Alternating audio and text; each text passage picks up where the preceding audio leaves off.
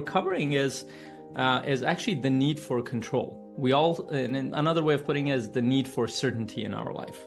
Whenever we feel like we have control over our life, or we have a certain amount of control over our life, we feel more confident. We feel like we're going in the right direction. Whenever we feel like we have some level of certainty, we feel good about ourselves and we feel confident moving forward. But whenever there's uncertainty that comes in, whenever there's a lack of control that comes in, it throws us off. It creates overwhelm. It creates all sorts of things that our mind doesn't know how to deal with unless we train it to do otherwise. And part of this training today is understanding what areas of our life we should control, what areas of our life we need to let go of control. And actually, there are a lot of areas of our life we need to let go control of to create more energy so we can focus on the things that we can control.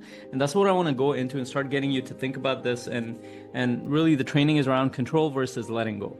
And there are things you definitely need to control. There are things you need to create certainty around your day-to-day life. There are things you need to let go of that will allow you to live a better quality of life, a better business process, a better way to move forward.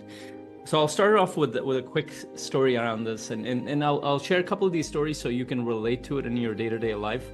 Now, I want you to think about a time where you might have given somebody advice, but then you found that this person came back with the same problem, and you either ended up giving them the same advice or they never followed the advice and they're still frustrated with the thing and they never listened to you.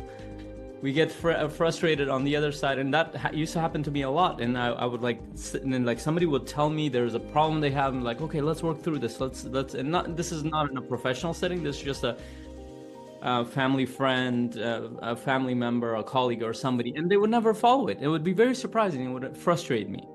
So here and so here's what would happen. That frustration, what I didn't realize, that actually affected my life and my relationship with that person. Because what happens when that frustration comes in and I don't know how to deal with it, my mind creates a judgment towards this person. And the judgment might be, oh, this person's lazy. This person doesn't actually want advice. I don't know why the hell he's wasting my energy. We create all sorts of judgments around people because we did something. And here's what we did. We expected that person to follow that advice. We thought we had control that this person would follow my advice or not. But here's the reality. The reality is that whether or not people follow your advice or not in your control at all. What you give advice around is in your control. And just as a side thing, most people, when they're sharing problems, they're just venting. 90% of the time, you want to check in, especially if you're a mentor, a coach, or a leader, you want to check in. Hey, do you actually want to solve this thing? How important is it for you to solve this thing? And how important is it for you to come to a solution on a scale of 1 to 10? Do you actually need advice in this area? Do you not actually need support? And if that person, most people will just say, like, no, I was just frustrated with this thing. You will know that 90% of the people don't want to solve anything. They just want to vent. And that's okay. That's a human process. But the key here is, if you're getting frustrated, you actually have control over and I'll talk about where your thought process is, but because you don't realize how human beings work, you're making yourself frustrated in the process. And that affects your ability to focus, that affects your connection with that person, all sorts of things. That's just one example of where we think we should control, but we shouldn't be controlling. Now, and I've gone through that so many times, and especially the world of coaching has taught me a lot to check in with people. Do they actually need support? Do they actually need advice? Do they actually want to move forward? And when they do, even then, as a coach, I'm actually exploring how they can find out solutions themselves, because most of the time people have solutions, they just haven't thought about it. And then there might be gaps where I can give them tools and process and systems or ways of thinking about it that they might not have on their own.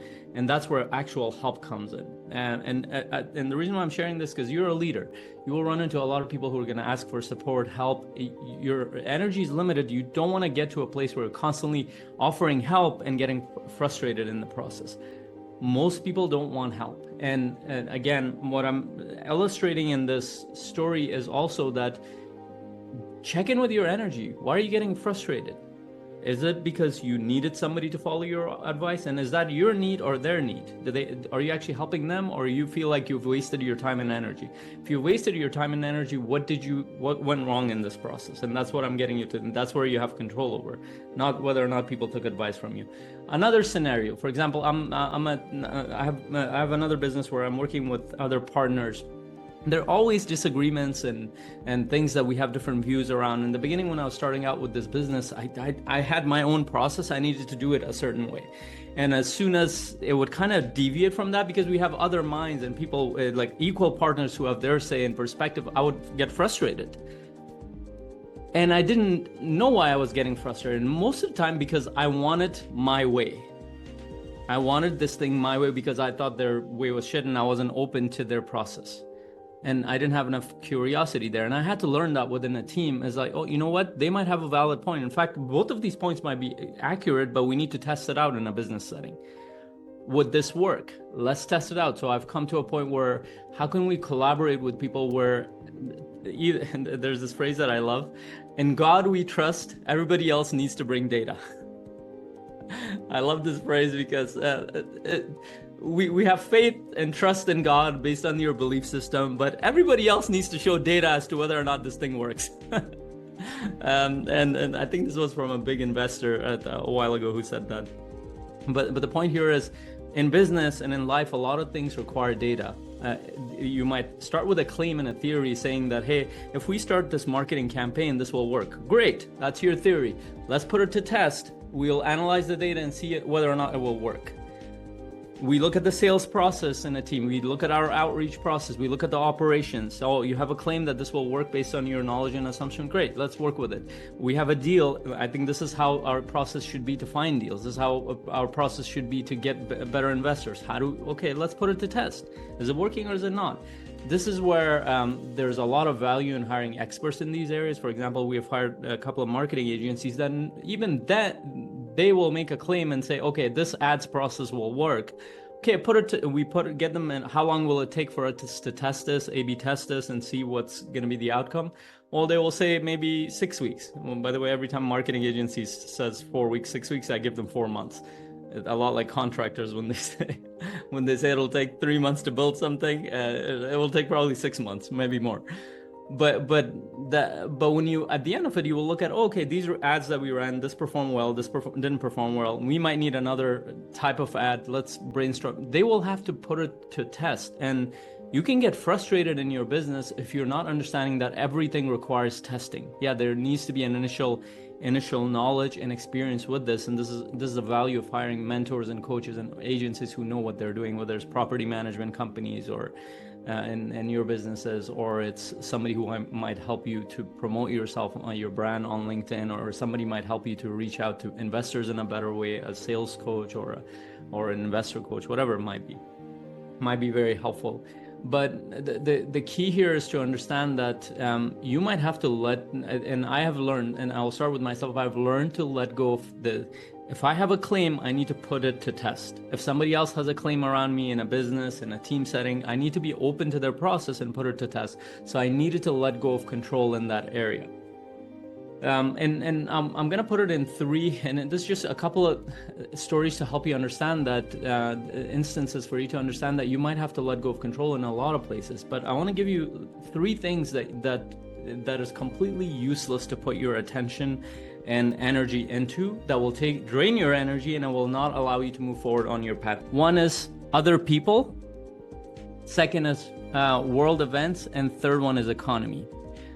People try to control other people in odd ways. We don't realize it, whether it's our life partner, our kids, or somebody else. Of course, with kids, there are certain things that we need to control, their safety and other things, and we want them to be brought up in a certain values. But like if my kid is running through the street, I need to control that. That kid doesn't understand that he's going to get hit by the car. That's fine, I understand that. But people try to control weird things. Like I've said, they will give advice and they will expect the person to follow the advice without any kind of agreement there. Or people they will have a conversation around something and their expectations are not clear, the agreement is not clear, and they get frustrated with their life partner that they didn't do the thing that was in their mind. Well, they didn't know. And if they did, have they actually tried? Have they put an effort in that area? Have you noticed that?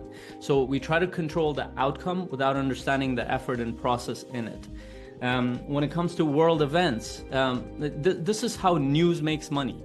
They will bring every fear, every negative thing from around the world because they know that they can grab your attention with fear. They can grab your attention with all the negative spectrum of emotions, like the survival emotions, anger, fear, resentment, hatred. Those kind of things, if they can give you a situation where you can feel something strongly that can make you afraid. Think about current events right now. Like for a while ago was COVID. Now it's wars in the Middle East, war in Europe. And they want to constantly pull your attention. Guess what? You have no control over those things. Now, I'm not saying don't be informed about the world. Don't be inundated. Which means that most people are inundated because they're constantly watching news and they don't realize how much it affects their emotions, and that affects their energy on a day-to-day basis.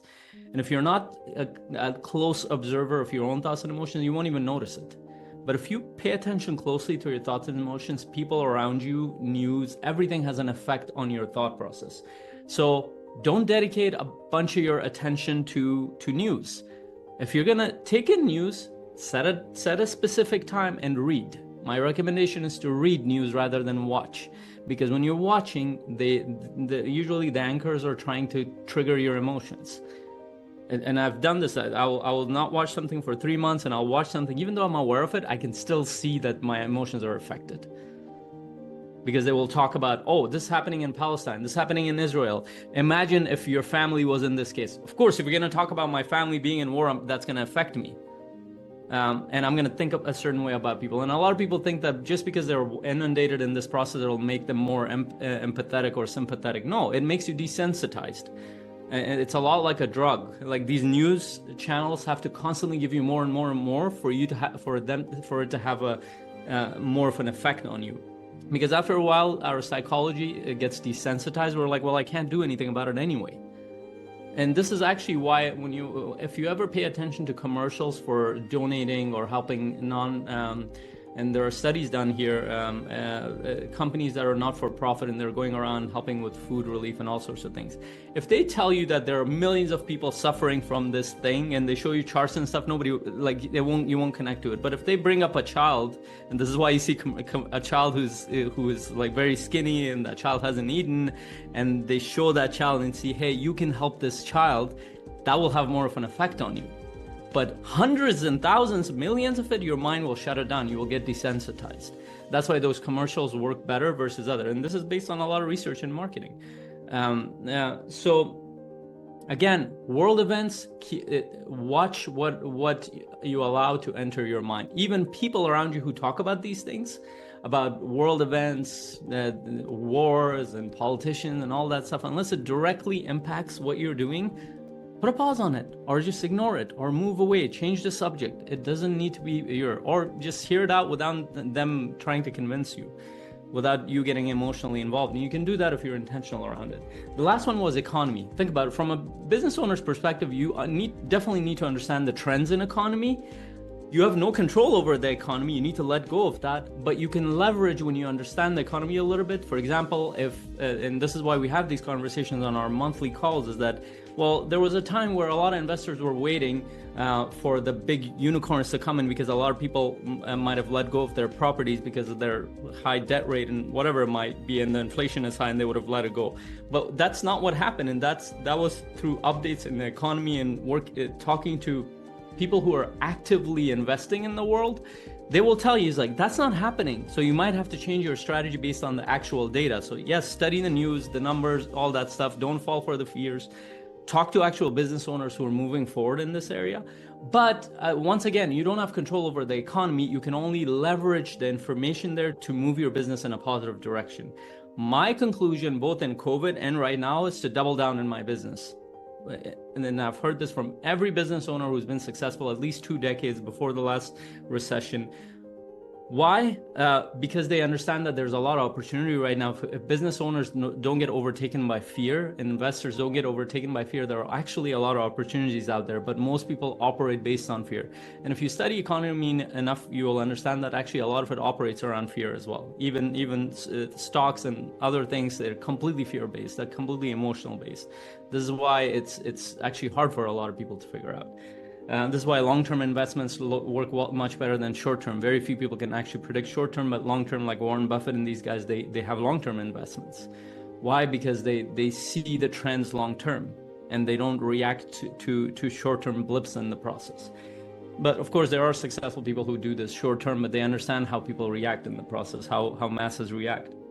So let's talk about what you have control over, and this is very important for you to pay attention to. What do you have actually control over, and what should you amplify to control more in your life? And there are only three things, and this is why the field of psychology, the science and philosophy of psychology is very useful. And the more we learn about it, the more exciting it got a few decades ago, is that you have actually a lot of control over thoughts, emotions, and behavior.